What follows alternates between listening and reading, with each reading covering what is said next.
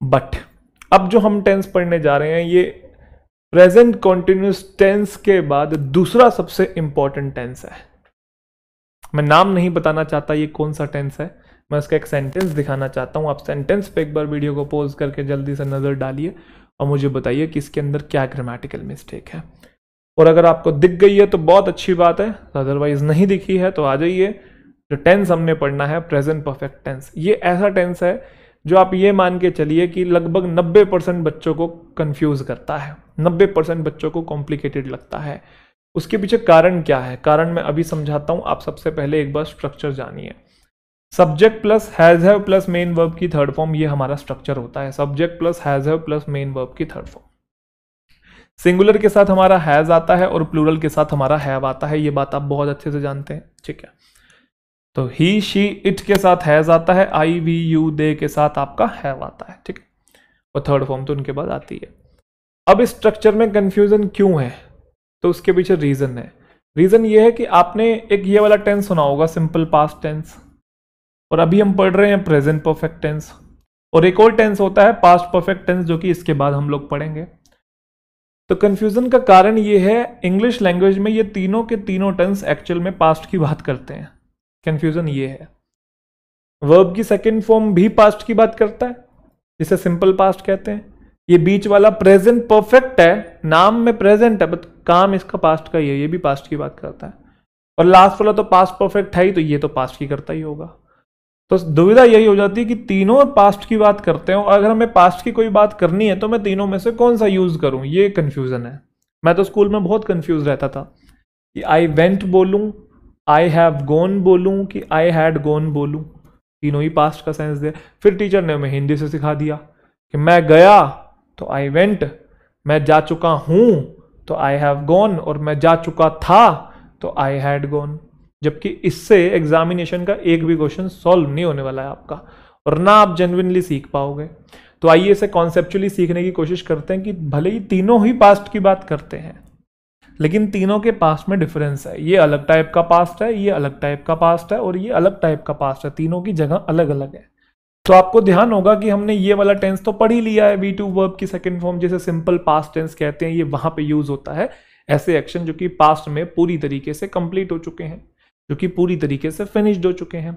और हम कैसे पहचानेंगे कोई एक्शन पास्ट में फिनिश्ड है कि कंप्लीटेड है? तो याद करो, मैंने आपको टाइम एक्सप्रेशन की लिस्ट लिखवाई है।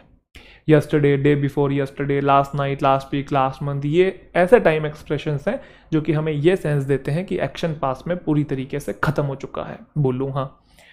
तो अब हमें जानना है कि हैज हैव प्लस V3 ये कहां पे आता है, ये किस तरीके का पास्ट है। तो हम क्या करेंगे, इस वाले टेंस को इस वाले ऊपर वाले टेंस से कंपेयर करते हुए चलेंगे, ताकि हम डिफरेंशिएट कर पाए कि ये किस तरीके का पास्ट है और ये किस तरीके का। इसी के बाद प्रेजेंट परफेक्ट टेंस के बाद जब हम पास्ट परफेक्ट टेंस पढ़ेंगे, उसको भी हम लोग कंपेयर करके पढ़ेंगे। कंपैरिजन से चीजें आपके लिए समझना और एनालाइज करना थोड़ी सी आसान हो जाती है रिलेटिवली। ठीक है जी, चलिए। तो हम पहले सीखेंगे बेटा बेस, उसके बाद हम लोग सीखेंगे इसकी ट्रिक जल्दी बनाने की। बट बेस बहुत जरूरी है, क्योंकि ट्रिक के चक्कर में क्या होता है कि चीजें जल्दी तो हो जाती हैं, लेकिन बहुत बार अगर क्वेश्चन घुमा के दे दिया जाए तो हम गलत कर देते हैं, उससे नेगेटिव मार्किंग आने के चांसेस ज्यादा रहते हैं। बट अगर कॉन्सेप्ट क्लियर है आपका, बेस आपका क्लियर है, और कोई क्वेश्चन घुमा के दे भी दिया है, तो आप फंसेंगे नहीं। क्योंकि ट्रिक से कभी क्या होता है कि एक ही कैटेगरी के क्वेश्चन तो सोल्व हो जाते हैं, लेकिन अगर दूसरी कैटेगरी का या थोड़ा सा मिक्स मैच करके दे दे तो हालत टाइट हो जाती है। आप ऐसा समझ लीजिए कि साइकिल के पीछे छुप के आप बंदूक चला रहे हैं। मिथुन की एक मूवी है ना, उसमें साइकिल के पीछे छुप के, आप देखना गूगल पर डालिएगा मिथुन चक्रवर्ती मीम, तो वो साइकिल के पीछे छुप के गोली चला रहा है भाई साहब, कोई भी उड़ा देगा भाई। ये बहुत अच्छा और बहुत खूबसूरत कॉन्सेप्ट है, आपको कभी भी जिंदगी में दिक्कत नहीं होगी। कभी आप नहीं भूलेंगे इसे, तो आराम से समझिएगा। मैंने यहाँ पे 3 टाइम स्टैंप लिए हैं, एक 10:30, एक 11 और एक 12। ठीक है, आप ये समझ के चलिए कि मेरी एक महिला मित्र है और उसको मैंने ये बोला कि तुमने मुझसे 10:30 बजे मुलाकात करनी है। हमने मीटिंग टाइम फिक्स कर लिया, हमने मीटिंग टाइम फिक्स कर लिया कि 10:30 बजे हम लोग कॉफी शॉप पे मिलेंगे। ठीक है, उसके बाद मैंने उसे ये कह दिया कि 11 से 12 के बीच में तुम मुझसे मुलाकात मत करियो, क्योंकि मैं बिजी होऊंगा, मैं क्लास ले रहा होऊंगा, और अगर फिर मिलना भी हो तो हम लोग 12 बजे के बाद मिलेंगे। ठीक है, मैंने क्या बोला उसे कि कॉफ़ी शॉप पे नहीं, चलो मैंने उसे इंस्टीट्यूट पे बुला लिया, ठीक है, जहाँ मैं पढ़ा रहा हूँ, लेट से। कॉफ़ी शॉप छोड़ो, वो आप कंफ्यूज हो जाओगे। 10:30 बजे मीटिंग टाइम फिक्स किया और उसे बुला लिया जहाँ पे मैं पढ़ाता हूँ। मैंने बोला कि वहाँ पे आ जाना, वहीं मैं ऑफिस में आपको मिलूंगा, बट 11 से 12 के बीच में मत आना, मैं बिजी होऊंगा, मेरी क्लास चल रही होगी, फिर आना तो 12 बजे के बाद आना, क्लियर? चलो, लेकिन आपको पता है महिला मित्र है, तो भाई मित्र है तो कुछ तो फिर एडवांटेज उठाएगा भाई सामने वाला। तो उसको मैंने जिस समय मना किया था वो उसी समय आ गई। और मैंने कब मना किया था? 11 से 12 के बीच में। 10:30 तो वो आई नहीं, बट जब मना किया था वो तब आ गई। तो आप ये मान के चलिए कि वो आ गई 11:30 बजे, ठीक है। अब तो मैं बिल्कुल ही नहीं मिलूंगा भाई उससे 11:30 बजे। बट अब वो 11:30 बजे आ गई है तो उसके पास दो ऑप्शन है। पहला ऑप्शन तो ये है कि मैं उसमें मिलूंगा ही नहीं और वो गुस्से गुस्से में एटीट्यूड में वापस चली जाए, जबकि गलती खुद की है क्योंकि खुद गलत टाइम पे आई है। तो वो आए और वापस चली जाए। एक तो सिचुएशन ये हो सकती है। दूसरी सिचुएशन ये हो सकती है उसने देखा अरे यार जल्दी आ गई, वेट कर लेती हूँ, 12 बजे मिल के ही जाऊंगी, तो वो आई और गई नहीं है, मेरा वेट कर रही है। ये दो सिचुएशन बन रही है यहाँ पे। मना किया था 11 से 12 के बीच में नहीं आना है तो 12 बजे के बाद आना है। अब वो बीच में आ गई है, तो दो स्थिति है, आए और चली जाए या फिर आए और मेरा वेट कर ले। एक दिन इसे याद है, मैं सोनीपत हरियाणा में इसे पढ़ा रहा था। सोनीपत में मेरा घर ही है भाई, वहाँ पे भी ऑफलाइन पढ़ाया है मैंने।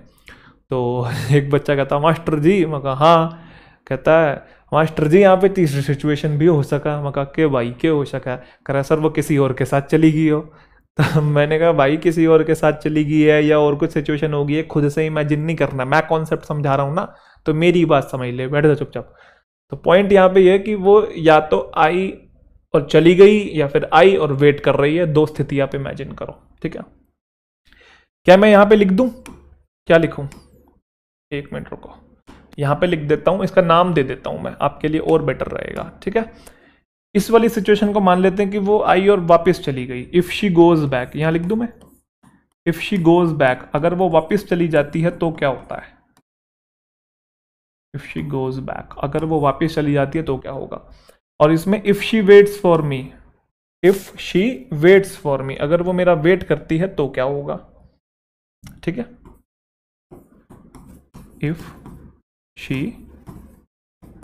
वेट्स फॉर मी तो क्या होगा? दोनों सिचुएशन को हम लोग समझेंगे, ठीक है। पहले फर्स्ट सिचुएशन को समझते हैं कि वो आई और वापस चली गई, मतलब काम शुरू हो गया और खत्म हो गया, तो क्या एक्शन फिनिश्ड हो गया? बिल्कुल सर। लेकिन इस वाली सिचुएशन में वो आई और गई नहीं है, मेरा वेट कर रही है, तो मतलब एक्शन अनफिनिश्ड है। बिल्कुल सर। तो आपको एक चीज ध्यान आ रही है कि ऐसे एक्शन जो कि पास में पूरी तरीके से कंप्लीट हो जाते हैं उनके अंदर हम लोग V2 का यूज करते हैं, जो फिनिश हो जाते हैं। और ध्यान रखिएगा ऐसे एक्शन जो अनफिनिश्ड होते हैं, आज नई बात सीख लो, उसके अंदर हम लोग हैज हैव प्लस वर्ब की थर्ड फॉर्म का यूज करते हैं, मतलब present perfect tense. Point number 1, ठीक है। अब मान लेते हैं कि 12 बज गई भाई, ध्यान समझना इस बात को। अब मान लेते हैं 12 बज गई। अब 12 बजी है तो दोनों में से कोई तो एक सिचुएशन हुई होगी, या तो ये वाली या तो सेकंड नंबर वाली, दोनों साथ में तो हो नहीं सकती है, या तो ये या तो वो। मैं मान लेता हूं कि पहली सिचुएशन हुई है और 12 बज गई है। 12 बजे मुझे मैसेज मिलता है ये वाला, मान लो उस लड़की का नाम तनु था, ठीक है, मान लेते हैं। तो 12 बजे मुझे क्या मैसेज मिलता है? 12 बजे मुझे मैसेज मिलता है सर तनु आपसे मिलने आई थी।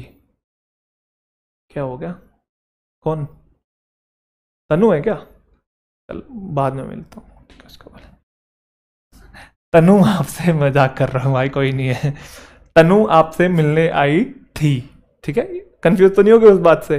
वो ऐसे ही है, कुछ नहीं है, वो कोई नहीं है, मजे ले रहा हूँ आपके में, ठीक है। अब रिकॉर्डेड सेशंस हैं भाई, लाइव नहीं है, तो कहीं तो मजे मेरे को भी ले लेने दो भाई, ठीक है। यहाँ देखो 12 बजे अगर सिचुएशन मान लो ये वाली होती है तो क्या मैसेज मिलता है? तनु आपसे मिलने आई थी।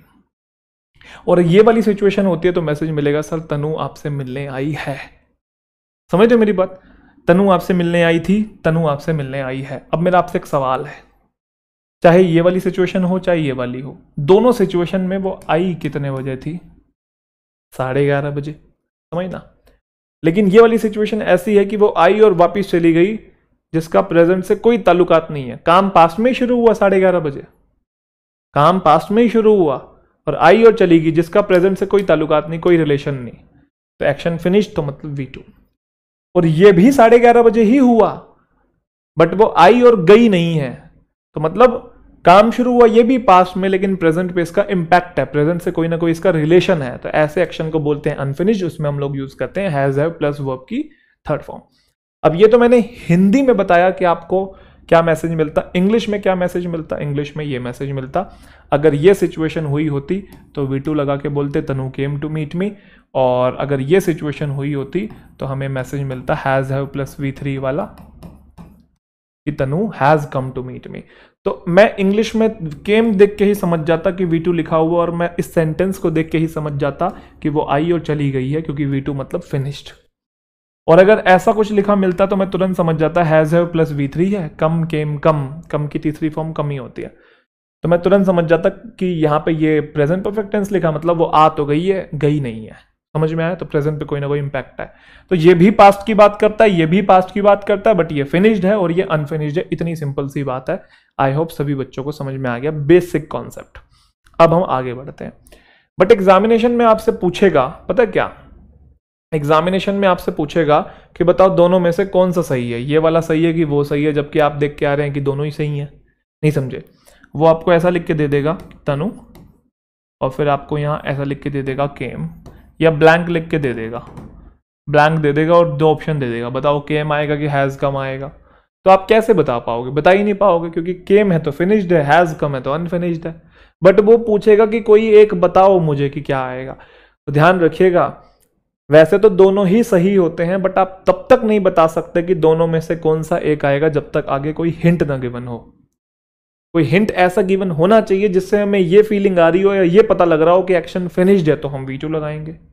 कोई हिंट ऐसा गिवन होना चाहिए जिसको पढ़ के हमें ये एहसास हो रहा हो कि एक्शन अनफिनिश्ड है, तो हम लोग हैज हैव प्लस V3 लगाएंगे। तो वो हिंट क्या है? वो हिंट कोई बोलते हैं टाइम एक्सप्रेशंस। क्या बोलते हैं? Time expressions. तो V2 के हिंट और V2 के टाइम एक्सप्रेशंस तो आपको पता ही है, yesterday, day before yesterday, last night, last week, last month ago, है ना, कोई सन कोई मंथ। तो अब हम जानेंगे हैज हैव प्लस V3 के मतलब प्रेजेंट परफेक्ट टेंस के टाइम एक्सप्रेशंस। टाइम एक्सप्रेशंस देख के ही आपने टेंस लगाना है, अदरवाइज दोनों ही सही है भाई। तो उसी को बोलते हैं ट्रिक। तो आइए एक बार जल्दी से नजर डालिए इनके ऊपर, जल्दी से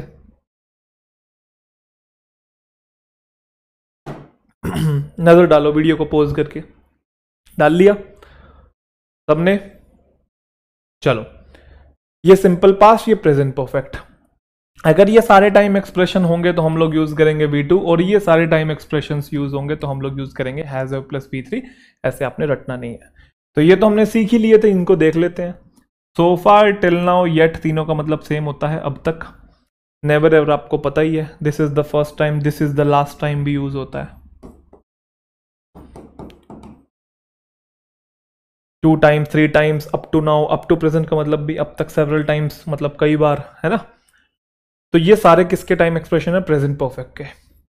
अब हम कुछ सेंटेंसेस देखते हैं, सेंटेंस के थ्रू समझने की कोशिश करते हैं। I have eaten lunch an hour ago, ठीक है। अगर आप इस सेंटेंस को पढ़ेंगे और मैं मीनिंग पूछूंगा हिंदी, तो आप निकाल देंगे कि मैं 1 घंटा पहले खाना खा चुका हूं, क्योंकि बचपन में तो यही पढ़ते हैं कि हैज हैव प्लस V3 का मतलब है चुका हूं, चुके हैं। तो इसका तो फिर मीनिंग सही निकलना चाहिए कि मैं 1 घंटा पहले खाना खा चुका हूं, तो आपको तो सही लगेगा ये, जबकि ये गलत है, क्योंकि अगो एक ऐसा टाइम एक्सप्रेशन है जो कि V2 को डिफाइन करता है। यहाँ पे V2 नहीं है, हैव आता नहीं है, ईटन थर्ड फॉर्म है किसकी? ईट की। सेकंड फॉर्म क्या होती है? Ate. I ate lunch an hour ago. सभी को समझ में आया भाई? बट अगर यहाँ पे इतना ही होता सेंटेंस, इतना, तो कौन सा सही होता? आई हैव ईटन लंच की आई एट लंच? वही वाली बात, दोनों ही सही होते बेटा, ये भी सही है वो भी सही है। जब तक कोई हिंट गिवन ना हो, टाइम एक्सप्रेशन गिवन ना हो, दोनों ही सही है। इसका मतलब है कि मैंने खाना खा लिया है और नहीं खाऊंगा, इसका मतलब यह है खाना खा तो लिया लेकिन क्या पता भी मुझे और भूख लग जाए, क्या पता मैं अभी 2-3 रोटी और खाऊं। एक्शन अनफिनिश्ड है बस। बट मीनिंग आपसे कोई नहीं पूछ रहा एग्जामिनेशन में, सब कॉन्सेप्चुअल एरर पूछेंगे आपसे या फ्रेज रिप्लेसमेंट को बना के दे देंगे आपको। Man has reached the moon in, अच्छा एक बात बताओ, चलो इतना होता मान लो सेंटेंस, तो ये सही था कि ये सही था? भाई दोनों ही सही थे, फिनिश्ड भी अनफिनिश्ड भी। बट टाइम एक्सप्रेशन दे दिया ना, तो टाइम एक्सप्रेशन ये V2 वाला है, फिनिश्ड का है, तो ये गलत हो गया और V2 आपने लगा देना है। I ask this question from management 3 times. आप ध्यान समझना, आप देखो हिंदी निकालो पहले एक तो इसकी। मैंने ये क्वेश्चन मैनेजमेंट से 3 बार पूछा, तो आपने पूछ लिया ना, काम खत्म हो गया, काम खत्म हो गया तो फिनिश्ड है, फिनिश्ड है तो V2 आना चाहिए, तो V2 लगा हुआ है, बट फिर भी ये सेंटेंस गलत है, हिंदी से तो गड़बड़ हो रही है ना।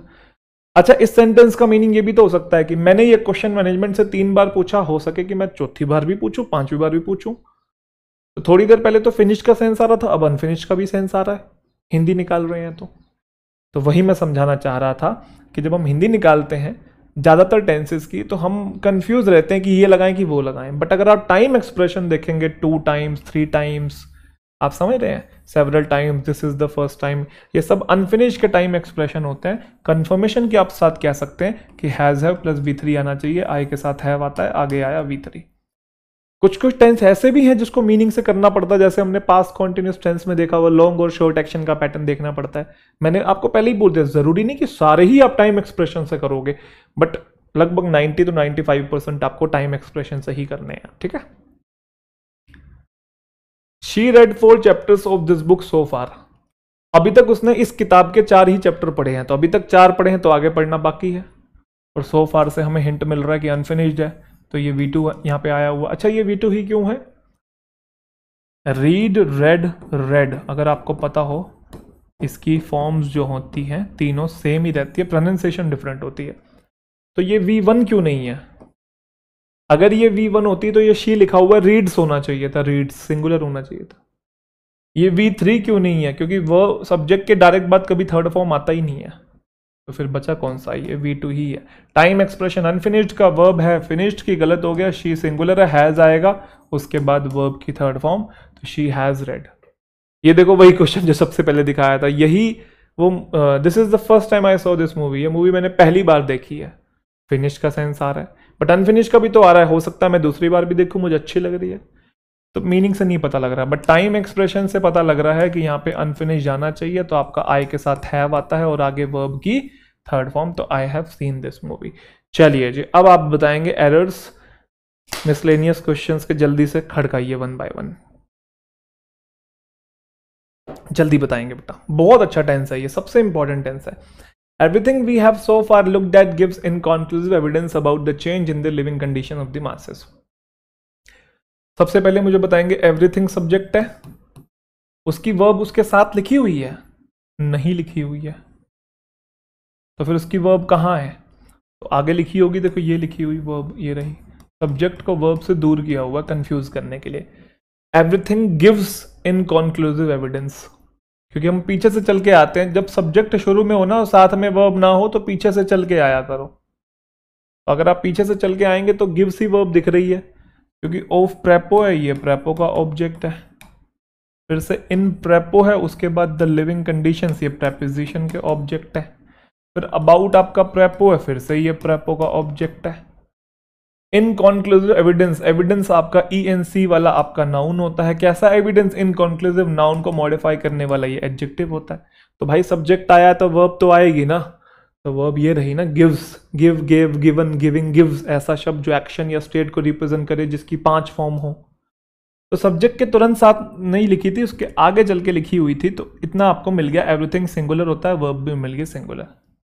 बट अगर आप ध्यान से देखेंगे यहाँ पे एक और वर्ब है, have looked, has have plus V3, helping verb main verb मिला के एक ही वर्ब बनती है, तो उसका एक और सब्जेक्ट होना चाहिए। आप ध्यान से देखेंगे वी उसका सब्जेक्ट है, और उस क्लोज के अंदर सो फार है, तो so far, till now, yet, ऐसा टाइम एक्सप्रेशन होता है जिसके अंदर हम लोग प्रेजेंट परफेक्ट टेंस का यूज करते हैं, तो has have plus V3 present perfect tense होता है, मतलब इस सेंटेंस में नो एरर है, कोई गलती नहीं है। ध्यान रखिएगा, जिस क्लोज में आपको कोई टाइम एक्सप्रेशन दिखेगा उसी क्लोज में वो टेंस होना चाहिए, ध्यान रखिएगा।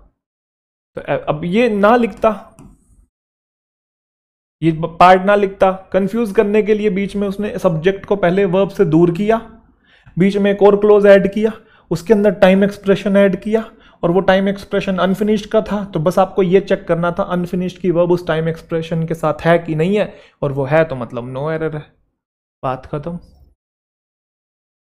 Have you heard the news, Karan and Himanshi are engaged, that is not new, I knew it for ages. अब आप यहां देखो हैव यू हर्ड लिखा हुआ है, आप यहां डिड यू हियर कर लो, क्या दिक्कत है? कुछ फर्क पड़ेगा उससे? नहीं, क्योंकि टाइम एक्सप्रेशन नहीं है ना बेटा। जब टाइम एक्सप्रेशन नहीं है ना तो उसको छेड़ना नहीं है आपने। Have you heard the news? क्या करण और जो मानसी है वो एंगेज्ड है। अब आप ये मत सोचना सर आर के साथ ये V3 कैसे आ गया। तो भाई ये जो V3 आता है ये कभी कभी यहाँ एडजेक्टिव होता है, कभी कभी ये पैसिव में होता है। ये बातें आगे चल के हम लोग सीखेंगे, ठीक है? अभी आप कंफ्यूज मत होइएगा, अभी मुद्दे की चीज़ सीखिए बस। तो कह रहा है ये कोई नई बात थोड़ी है, मैं तो कई सदियों से जानता हूँ, मतलब मुहावरा यार मेरे को तो बहुत पहले से पता है। तो फॉर और सिंस है ना, तो ये तो अनफिनिश्ड का टाइम एक्सप्रेशन है, लेकिन वर्ब तो फिनिश्ड की आई हुई है, तो इसको हटाओ। आई के साथ आपका हैव आता है और नो न्यू नोन, तो आपका नोन आ गया। तो जिस क्लोज के अंदर टाइम एक्सप्रेशन है उसी क्लोज में चेंज करना है। यहां थोड़ी चेंज किया मैंने, यहां थोड़ी किया, यहां कुछ थोड़ी किया। जिस क्लोज में टाइम एक्सप्रेशन है उसी क्लोज में चेंज करना है। इसको देखो, बहुत अच्छा क्वेश्चन है ये, बहुत अच्छा क्वेश्चन है ये। The state government reported 18 new rape and murder cases in the last 3 days. The people are furious, गुस्से में है वो, because no rock solid actions had been taken so far by the concerned authorities. So far आया हुआ है ना, देखो so far इसका मतलब है has have plus V3 होना चाहिए। has have plus V3 यहाँ नहीं है, यहाँ नहीं है, यहाँ नहीं है, ये had है तो बचा ये वाला, तो आपका C आंसर हो जाएगा। बट आपके मन में एक सवाल आना चाहिए, सर आपने बोला था हैज हैव प्लस V3, तो हैज हैव और V3 तो दिख रहा है, ये बीन बीच में कहां से आ गया? ये बीन बजाता हुआ बीन कैसे आ गया? तो यहाँ पे एक छोटा सा ग्लिच है, आपको समझना है भाई।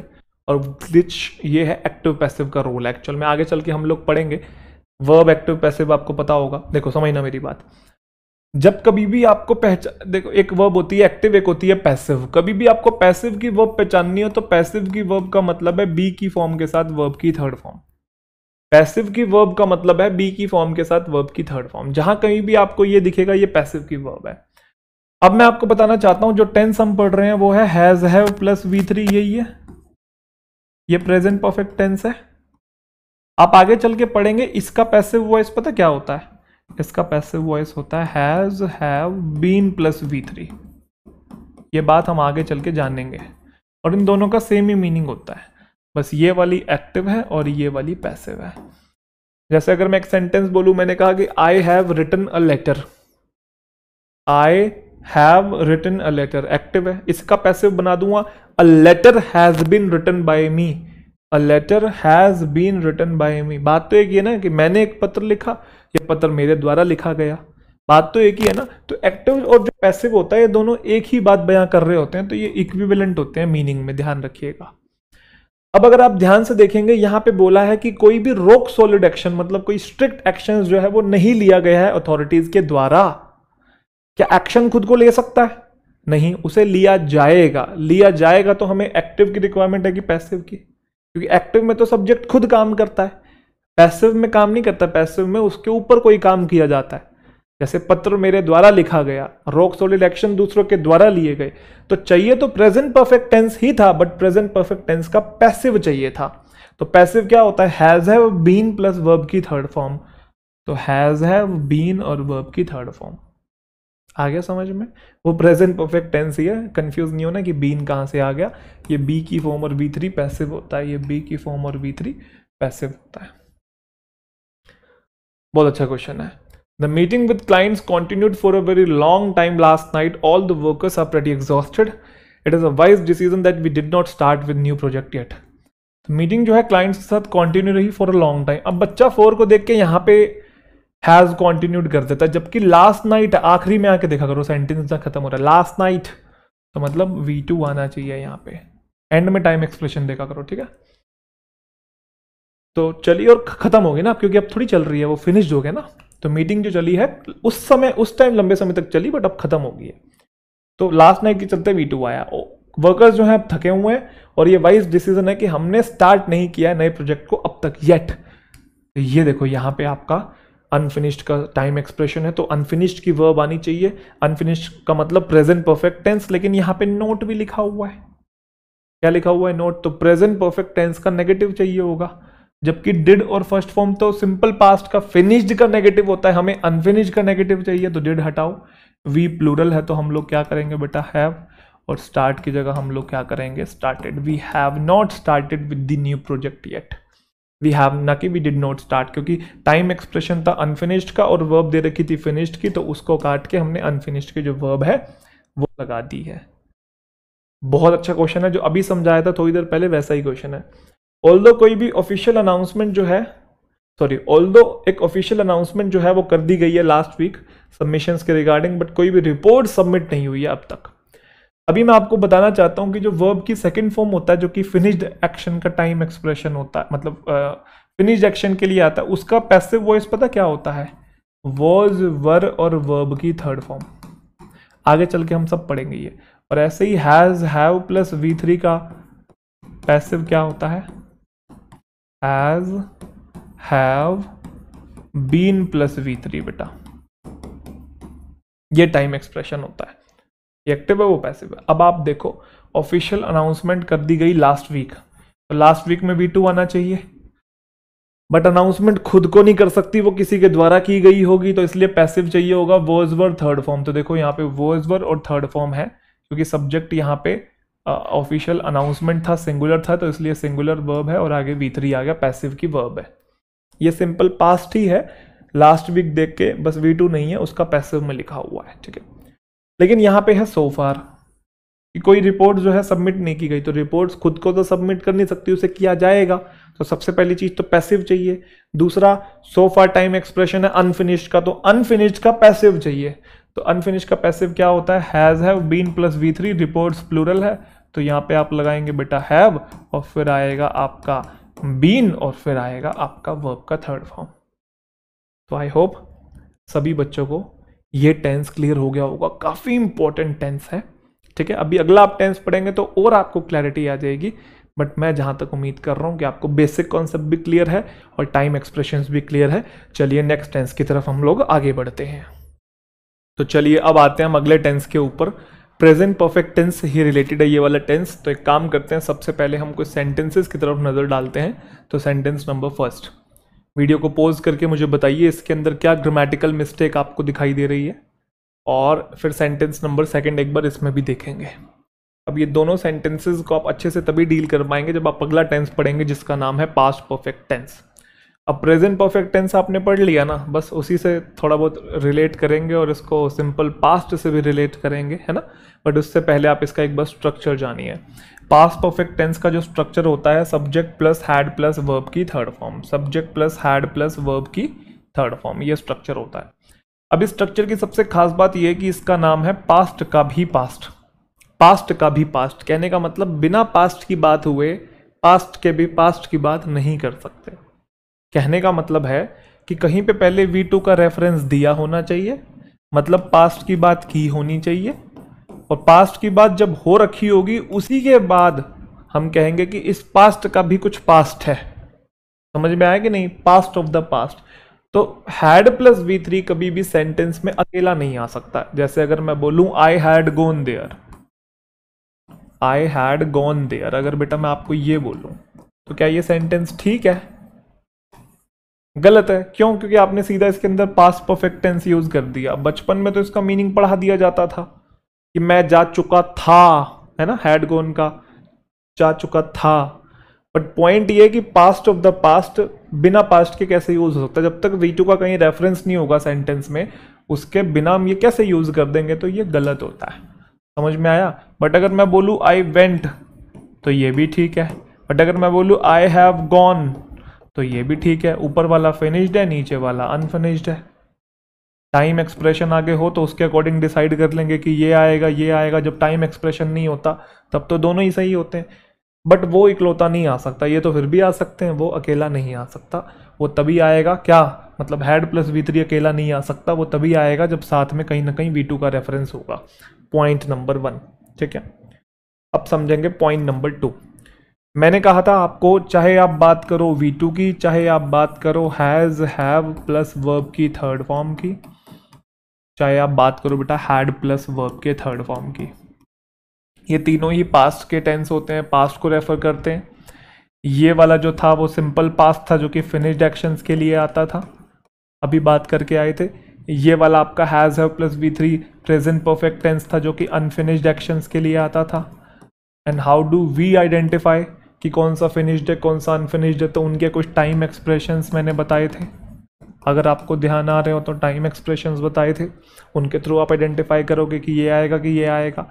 बट अब बारी आती है इसकी, इसका नाम पास्ट परफेक्ट टेंस है और ये किस तरीके के पास्ट के लिए आता है तो इसको सीखेंगे। बट इस वाले पास्ट को हम इस वाले पास्ट से कंपेयर करके समझेंगे, क्योंकि जब हमने इसको समझा था तब भी V2 से ही कंपेयर किया था, अब हम इसको समझ रहे हैं तब भी इसको V2 से ही कंपेयर करेंगे, वो थोड़ा आसान रहता है। तो हम समझेंगे टाइमलाइन के थ्रू, पहले टाइमलाइन बनाएंगे, पहले बेस समझेंगे, बेस स्ट्रॉन्ग करेंगे, उसके बाद हम लोग ट्रिक सीखेंगे।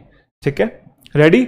चलिए, अब ये टाइमलाइन आप ये मान के चलिए कि यहां पे बज रहे हैं 12,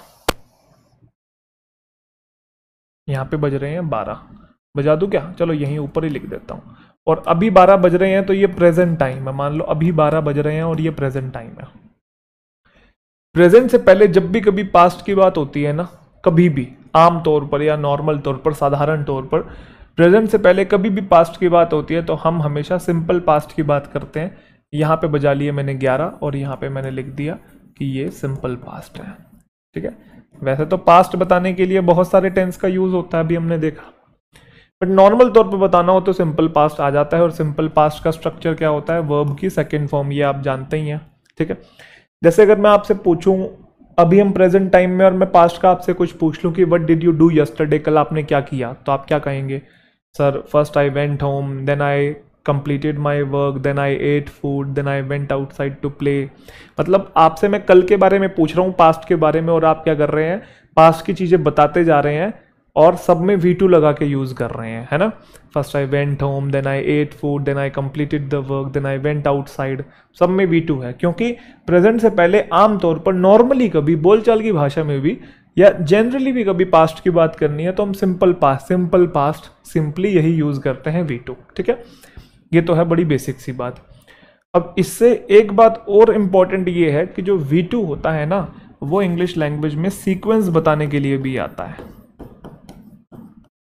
इंग्लिश लैंग्वेज में सीक्वेंस बताने के लिए अब आता है, जिसे हम लोग क्रम कहते हैं। अब सीक्वेंस का क्या मतलब है? सीक्वेंस समझने के लिए आप एक सेंटेंस पे नजर डालेंगे और मुझे बताएंगे इस सेंटेंस का मीनिंग क्या है। When I went to meet Jatin, he went to gym। मैंने आपको बोला, ध्यान से समझना, When I went to meet Jatin, तो ये वर्ब की सेकंड फॉर्म है और वो जिम गया, यहाँ पे भी वर्ब की सेकंड फॉर्म है। तो अब मैं आपसे पूछना चाहता हूँ इस सेंटेंस का मीनिंग क्या है कि जब मैं जतिन से मिलने गया तो वो मेरे बाद जिम गया, या मैं जतिन से मिलने गया वो मुझसे पहले ही जिम जा चुका था। जब मैं जतिन से मिलने गया वो मेरे बाद जिम गया, या जब मैं जतिन से मिलने गया वो मुझसे पहले ही जिम जा चुका था। दोनों में से कौन सा मीनिंग है इस सेंटेंस का? तो अधिकतर बच्चे क्या बोलते हैं कि जब मैं जतिन से मिलने गया वो मुझसे पहले ही जा चुका था, जबकि ये गलत है। इस सेंटेंस का मतलब है कि मैं जतिन से मिलने गया और जब मैं मिलने गया मिला उससे और उसके बाद वो जिम गया। ये बात मुझे कैसे पता लग रही है? वो बात पता लग रही है V2 से। और ऊपर हमने क्या सीखा? प्रेजेंट से पहले जब कभी भी पास्ट की बात करते हैं या प्रेजेंट से पहले पास्ट में कोई दो काम हो जाए और आपको बताना हो कि वो दोनों के दोनों सीक्वेंस में है, तो दोनों में हम लोग V2 का यूज करते हैं, क्योंकि V2 का यूज सीक्वेंस के लिए आता है। या फिर आप उल्टा भी बोल सकते हैं, वाइस वर्सा भी कर सकते हैं। प्रेजेंट से पहले पास्ट में कोई दो काम है, अगर दोनों में V2 है तो एक्शंस वो सीक्वेंस में है। इसके आगे अगर मैं कोई सेंटेंस लिख दूंगा उसमें भी V2 होगा तो ये उसके बाद होगा, फिर मतलब पहले ये वाला फिर ये वाला, उसके बाद जो लिखूंगा उसमें V2 होगा, वो इसके भी बाद मतलब तीसरे नंबर पे आ जाएगा। फिर उसके बाद V2, जैसे first I went home, then I ate food, then I completed the work, एक के बाद एक हो रहे हैं, सीक्वेंस बताया जा रहा है यहाँ पे, सब में V2 का यूज किया। तो प्रेजेंट से पहले पास्ट की बात करनी हो तो V2 का यूज सीक्वेंस बताने के लिए आता है। ये तो होगी बड़ी बेसिक सी बात, पॉइंट नंबर 1। ठीक है, अब आते हैं पॉइंट नंबर 2 पे। अभी तो आप सोचोगे सर पास्ट के पास, पास्ट का भी पास्ट, उसकी बात तो की ही नहीं हमने, क्योंकि पहले पास्ट की बात करनी जरूरी है, उसके बाद ही पास्ट के भी पास्ट की बात होगी। आई होप समझ रहे हैं आप। अब मैं इसको क्या करता हूं, गाड़ी को थोड़ा सा और पीछे खींच देता हूं। ठीक है, मैंने यहां पे बजाए थे 12, यहां बजा दिए 11, यहां बजा दिए 10। ये प्रेजेंट टाइम था, ये प्रेजेंट से पहले नॉर्मली कभी पास्ट की बात करनी हो तो V2। अब पास्ट का भी पास्ट आपको पता है, पास्ट का भी पास्ट जो कि हैड प्लस V3 होता है, पास्ट परफेक्ट टेंस, और यहां पे बजा दिए मैंने 10। अब एक नई कहानी समझेंगे, पुराने वाली को भूल जाओ। पुराने वाली क्या थी? पुराने वाली ये थी कि अगर प्रेजेंट से पहले पास्ट में कोई काम होता है और दोनों में अगर V2 है तो एक्शन सीक्वेंस में है, या प्रेजेंट से पहले किसी एक्शन में सीक्वेंस बताना है पास्ट में तो V2 लगा देंगे। अब नई कहानी है।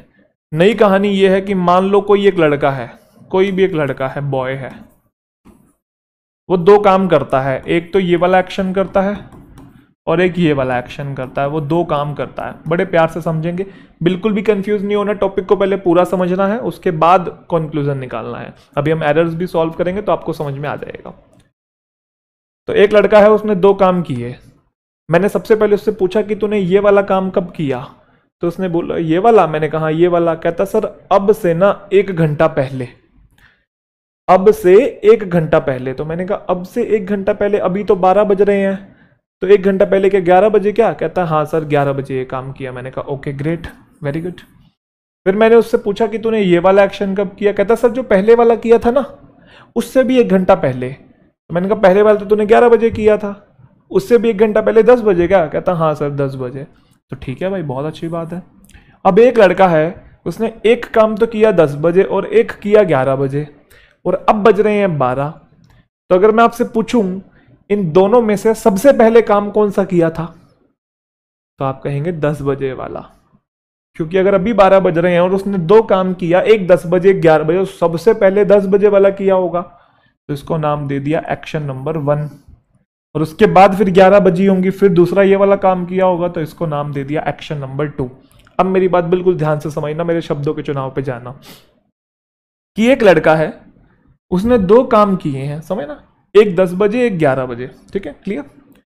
अभी पिछली बात मैंने क्या बताई थी? पिछली बात ये बताई थी कि अगर प्रेजेंट से पहले पास में कोई दो काम हुए और ये बताना है कि दोनों सीक्वेंस में हैं, तो सीक्वेंस के लिए V2 यूज करते हैं, ठीक है। बट अब नई सिचुएशन है। मान लो अगर प्रेजेंट से पहले पास में कोई दो काम हुए हैं, अब वो सीक्वेंस में नहीं है, मतलब तुरंत एक के बाद एक नहीं हुए, उनके टाइम में डिफरेंस है, टाइम में गैप है। तो प्रेजेंट से पहले अगर पास में कोई दो काम होते हैं और वो सीक्वेंस में नहीं होते, उनमें डिफरेंस होता है, एक बहुत पहले हुआ होता है और एक उसके बाद हुआ होता है। तो जो सबसे पहले हो चुका होता है, जो कि पास्ट का भी पास्ट होता है, उसमें हम लोग हैड प्लस V3 लगाते हैं, वो होता है सबसे पहला एक्शन, एक्शन फर्स्ट। फिर उसके बाद जो एक्शन होगा उसमें हम लोग लगाते हैं V2, जिसे कहते हैं एक्शन सेकेंड। समझ में आई? अगर एक के बाद एक हुआ है तो सीक्वेंस है, तो मतलब V2 दोनों में V2 होगा। बट एक के बाद एक नहीं हुआ, टाइम में गैप है, डिफरेंस है, तो जो सबसे पहले हुआ है उसमें हम लगाएंगे हैड प्लस V3, जो कि पास्ट का भी पास्ट होता है। जो उसके बाद में हुआ उसमें लगाएंगे V2, जैसे इसको देखेंगे। When I went to meet Jatin, he had gone to gym। क्या यहाँ पे V2 है? क्या यहाँ पे हैड प्लस V3 है? पास्ट में दो काम हुए हैं, तो आपको पता है हैड प्लस V3 वाला एक्शन फर्स्ट होता है और ये वाला फिर एक्शन सेकंड होता है। तो अगर अब मैं पूछूं कि इस सेंटेंस का मतलब क्या है, तो आप कहोगे जब मैं जतिन से मिलने गया वो मुझसे पहले ही जिम जा चुका था, क्योंकि ये एक्शन फर्स्ट होता है, पास्ट का भी पास्ट होता है, वो पहले ही जा चुका था और मैं बाद में पहुंचा उससे मिलने के लिए। तो मुझे उम्मीद है कि दोनों बात समझ में आ गई। अगर सीक्वेंस में है तो V2, और टाइम में अगर गैप है तो पहले में हैड प्लस V3, दूसरे में लगाएंगे V2। सिंपल सी बात है। आपके सामने दो सेंटेंसेस हैं, जल्दी से एक बार नजर डालेंगे और मुझे बताएंगे कौन सा सेंटेंस सीक्वेंस वाला है और कौन सा आगे पीछे वाला है।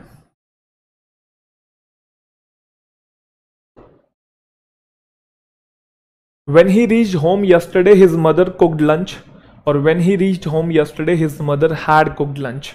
अगर आप देखेंगे दो एक्शन है, दोनों में V2 है बेटा, तो मतलब ये सीक्वेंस में हुआ है। बट अगर यहां देखेंगे इधर V2 है और इधर हैड प्लस V3 है, तो कहने का मतलब ये वाला पहला है और ये वाला दूसरा है। तो पहले सेंटेंस का मतलब है कि जब वो घर पहुंचा तो उसके बाद लंच बनाया गया उसकी मदर के द्वारा, है ना। और दूसरे का मतलब है जब वो घर पहुंचा उसकी मदर पहले ही लंच कुक कर चुकी थी, वो काम पहले ही हो चुका था। तो कॉन्सेप्ट आपको क्लियर है, बेस क्लियर है, ठीक है जी। अब इसके बाद हम लोग बात करते हैं कि एग्जामिनेशन में क्वेश्चन कैसे आएंगे। तो ध्यान रखिएगा, एग्जामिनेशन में क्वेश्चन सीक्वेंस से नहीं आते हैं। एग्जामिनेशन में जो क्वेश्चन आते हैं वो आते हैं कि एक बहुत पहले हो चुका है और एक उसके बाद हुआ है। जो मतलब सबसे पहले हो चुका होता है हैड प्लस V3, जो उसके बाद होता है वो V2। तो एग्जामिनेशन में उससे क्वेश्चन आते हैं, ठीक है, ध्यान रखिएगा। तो जैसे आपके सामने एक सेंटेंस है, I went before he had gone. ध्यान समझना, I went before he had gone. सारी बातें छोड़ दो, अभी जो कॉन्सेप्ट हमने सीखा उस कॉन्सेप्ट के अकॉर्डिंग इसमें से कौन सा पहला और कौन सा दूसरा है। तो जो कॉन्सेप्ट हमने सीखा उसमें हैड प्लस V3 होता है एक्शन फर्स्ट, मतलब पहले आपका ही गया होगा, और फिर V2 है तो ये होता है एक्शन सेकंड, तो बाद में आपका आई गया होगा। अभी जो सीखा उसके अकॉर्डिंग, है ना। बट अगर हम सेंटेंस को ढंग से पढ़ेंगे तो सेंटेंस का मीनिंग पता क्या है? आई वेंट, मैं गया। कब गया?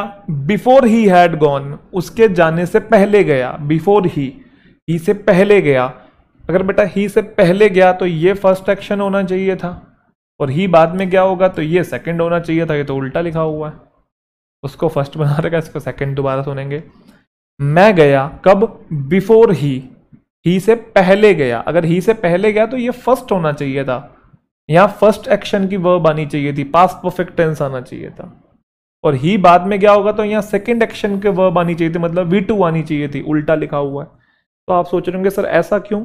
अभी वो कुक वाला सेंटेंस आपने दिखाया था तो उसमें तो हमने तुरंत पकड़ लिया था, इस वाले में कंफ्यूजन हमें क्यों होगी?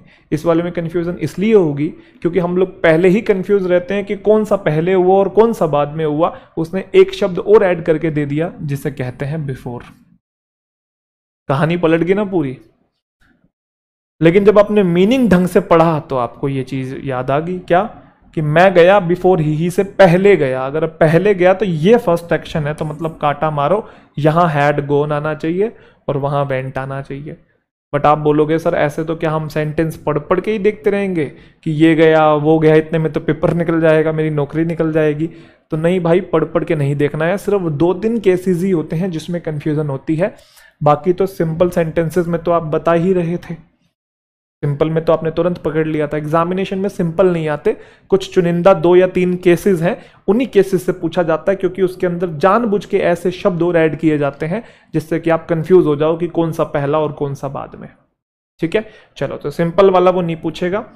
मैं बता देता हूं कौन कौन से केसेस से पूछता है। सबसे पहला केस होता है बिफोर का, एक होता है आफ्टर का, एक होता है बाय द टाइम का। 3 केसेस होते हैं, तो ध्यान रखिएगा। ये तीनों वर्ड्स कहानी को पूरा पलट देते हैं, तो इसलिए बच्चा कंफ्यूज हो जाता है। तो सबसे पहले बेटा हम बात करेंगे बिफोर की। पहले जो ट्रिक है उसको समझेंगे, फिर उसके पीछे का कॉन्सेप्ट तो हम अप्लाई कर ही लेंगे। ठीक है, केस नंबर 1, अगर बिफोर के दोनों तरफ पास्ट हो, इधर भी पास्ट हो और इधर भी पास्ट हो, दोनों तरफ पास्ट हो, तो ध्यान रखिएगा बिफोर के आगे हमेशा एक्शन सेकंड आता है, जिसे बच्चे हम लोग V2 कहते हैं। बोलो हाँ। और बिफोर के पहले हमेशा एक्शन फर्स्ट आता है, जिसे हम लोग हैड प्लस V3 कहते हैं। ये बात आपने ध्यान रखनी है। इसको, इसी बात को मैं लॉजिकली इंप्लीमेंट करके भी दिखा दूंगा। पहले इसी सेंटेंस को देखो, बिफोर के आगे बेटा V2 आता है तो यहाँ वेंट आना चाहिए, और बिफोर के पहले हैड प्लस V3 आता है तो यहाँ हैड गॉन आना चाहिए। और अब बात सही भी होगी, मैं गया बिफोर ही से पहले गया, तो सही बात है, पहला एक्शन यहाँ आना चाहिए था, और ही बाद में गया होगा तो दूसरा एक्शन यहाँ आना चाहिए था। आप उसको बोल बोल के करके देख लो या ट्रिक से करके देख लो, दोनों जगह इंप्लीमेंट होगा। आप मान लो आपको ये ट्रिक नहीं आती है, लेट से आप भूल गए, आप सेंटेंस को पढ़ के करो पहले। कल्प्रिट, दोषी जो था वो भाग गया था घर से before the police had come, police के आने से पहले भाग गया था। बिफोर द पुलिस बोला ना, पुलिस से पहले ही भाग गया था। तो अगर पहले भागा होगा तो बेटा ये एक्शन फर्स्ट होगा, और पुलिस बाद में आई होगी तो ये एक्शन दूसरा होगा। पुलिस बाद में ही आती है, पता ही है आपको। और ऊपर ट्रिक भी तो क्या कह रही थी कि बिफोर के आगे एक्शन सेकंड आता है, बिफोर के पहले एक्शन फर्स्ट आता है। अच्छा, याद हो जाएगा, एक्शन सेकंड और वर्ब की सेकंड साथ साथ आते हैं, एक्शन सेकंड और वर्ब की सेकंड, ये भी ध्यान हो जाएगा। तो यहाँ लगाओ सेकंड फॉर्म, पुलिस सब्जेक्ट है तो केम करेंगे, और ऊपर हैड प्लस V3 लगाएंगे तो हैड रन हो जाएगा। Run rain run, come came come. The culprit had run और नीचे केम आ जाएगा। सिमिलर चीज है। मान लो ट्रिक नहीं आती है, उसने सबमिट किए उसके पेपर्स कंसर्न फैकल्टी को before the college fair had started, जो फेयर शुरू होना था उससे पहले सबमिट किए, तो ये एक्शन फर्स्ट होना चाहिए। बाद में फेयर शुरू होगा, एक्शन सेकंड ये वाला होना चाहिए। ऊपर ट्रिक भी तो वही कह रही है। तो यहाँ पे V2 आएगा, इसे हटाओ और यहाँ पे हैड लगाओ। सभी को समझ में आ रहा है कि नहीं? चलो अभी मिसलेनियस भी पूछेंगे। ये है आपका अगला case, case number 2। Case number 2 after वाला है, इसमें कहानी बिल्कुल बदल जाती है।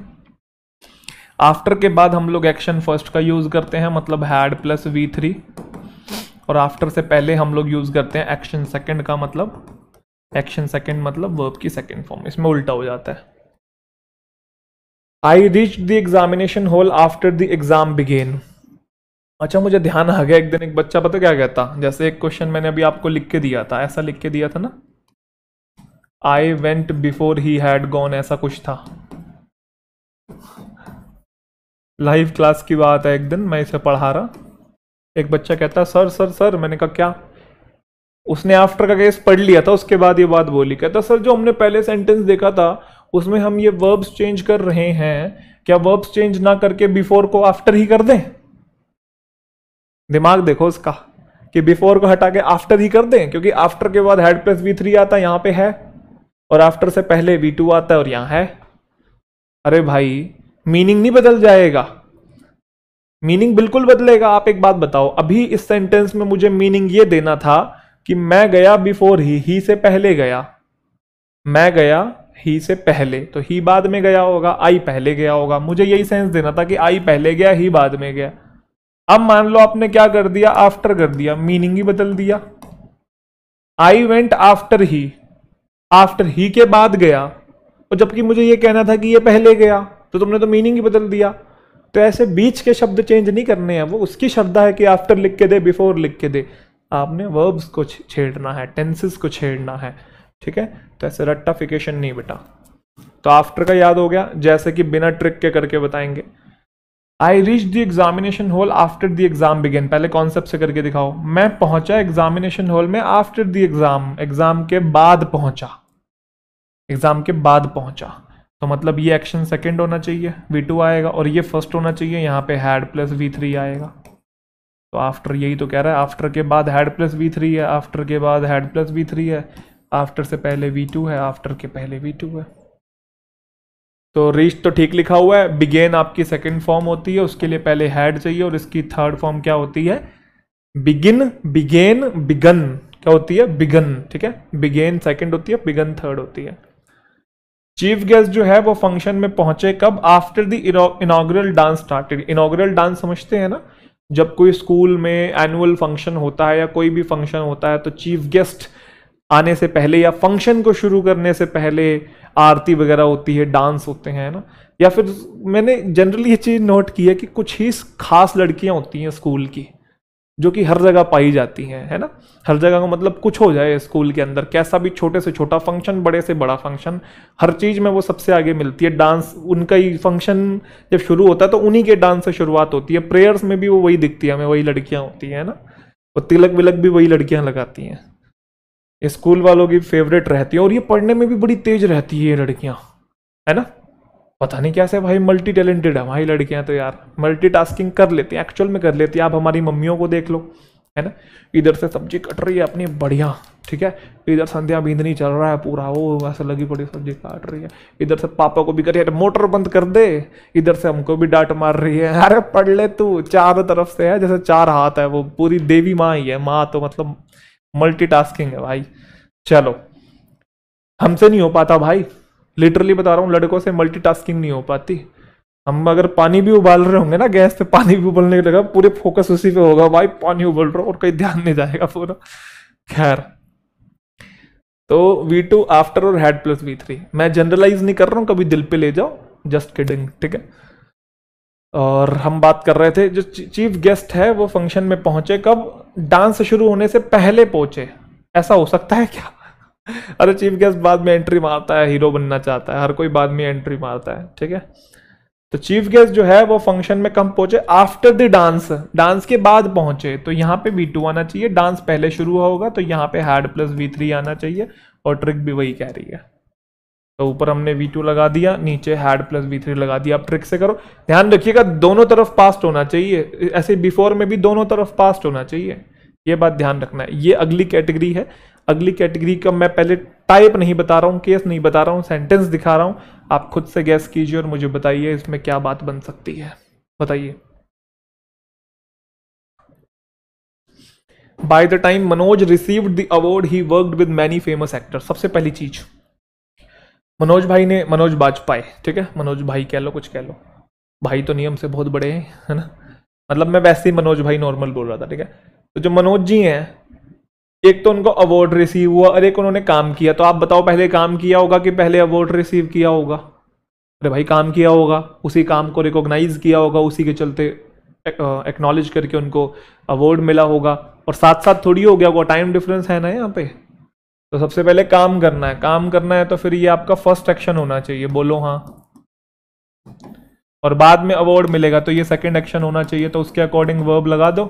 सेकंड में तो V2 आता है, यहाँ पे V2 है, फर्स्ट में हैड प्लस V3 आता है, तो हैड वर्क्ड बना दिया हमने, यहाँ पे बन गया।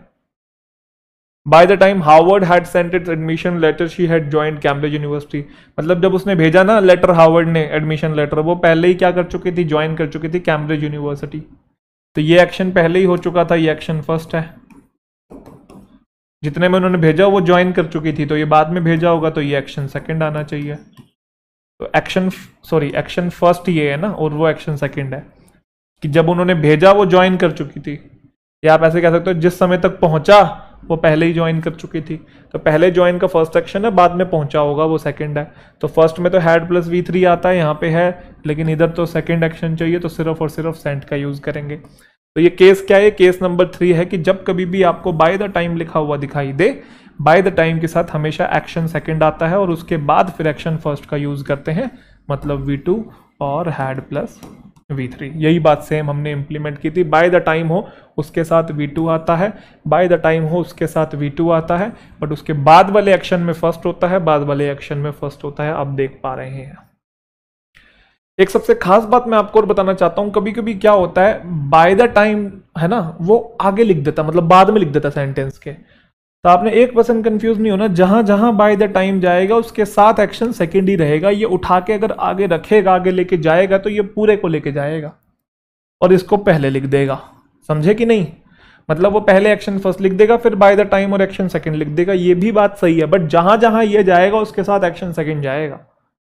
यही सेम बात बिफोर आफ्टर में भी इंप्लीमेंट होती है, समझो मैं क्या समझाने की कोशिश कर रहा हूं। कभी कभी वो आफ्टर और हैड प्लस V3 को उठा के शुरू में लिख देगा और V2 को बाद में लिख देगा, उससे कुछ फर्क नहीं पड़ता, लेकिन जहां आफ्टर जाएगा उसके साथ हैड प्लस V3 ही जाएगा, समझे कि नहीं। जैसे मैं एक सेंटेंस बोलूं,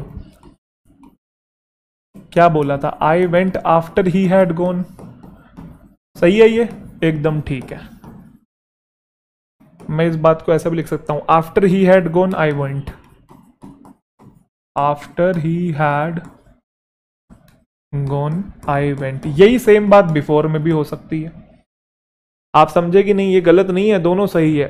इसको उठा के शुरू में रख दिया तो कुछ फर्क नहीं पड़ा, साथ में तो हैड प्लस V3 ही है, अभी भी मीनिंग वही है, after he had gone I went, जब वो चला गया फिर मैं गया, तो पहले वो गया होगा फिर मैं गया हूंगा, पहले गया तो फर्स्ट है, बाद में मैं गया हूं तो सेकंड है, बात खत्म, सिंपल सी बात थी। क्या मिसलेनियस क्वेश्चंस आपसे पूछ लिए जाएं, ये हमने देख लिए, शुरू हो जाओ वन बाय वन, वही क्वेश्चन सबसे पहले जो दिखाया था, बताओ भाई क्या मिस्टेक है। राहुल है succeed in catching the ball before it had reach the boundary line, तो आपने यहां पे देखा कि बिफोर लिखा हुआ है भाई, बिफोर के इधर भी पास्ट होना चाहिए, बिफोर के उधर भी पास्ट, लेकिन बिफोर के पहले आता है हैड प्लस V3, तो आप पहले यहाँ पे हैड करेंगे, और सक्सीड का जो थर्ड फॉर्म होता है वो सक्सीडेड होता है, तो आप यहाँ सक्सीडेड करेंगे। दूसरा आगे हैड हटाएंगे और V2 आएगा, तो सेंटेंस बनेगा Rahul had succeeded in catching the ball before it reach the boundary line, कि राहुल ने पहुंचने से पहले ही, बाउंड्री पे पहुंचने से पहले ही कैच करने में वो कामयाब हो गया, तो पहले ही कैच कर ली, उसके पहुंचने से पहले ही कैच कर ली, तो ये फर्स्ट और वो second. I was trying to avoid meeting Karan, that is why I had come after he went, तो आफ्टर के पहले इधर आता है V2, तो मतलब केम आना चाहिए, और आफ्टर के आगे आता है हैड प्लस V3, तो यहाँ पे हैड गॉन आना चाहिए। आपके एग्जामिनेशन में एक ही एरर आएगा, मैं एक सेंटेंस में 2-3 एरर जानबूझ के डाल रहा हूं ताकि आपको क्लैरिटी आ जाए, आएगा एक ही, अगर 2 जगह आ जाता है तो फिर ऑप्शन जरूर गिवन होंगे, कि जैसे ऐसे लगा के देते हैं ना, वैसे लगा के देते हैं कि A ऑप्शन है, B ऑप्शन है, C है, तो ऐसा कुछ होगा, both A and B, both B and C, मतलब अगर 2 जगह पे अलग अलग जगह पे एरर वो बना के देगा तो ठीक है, निश्चिंत रहिएगा।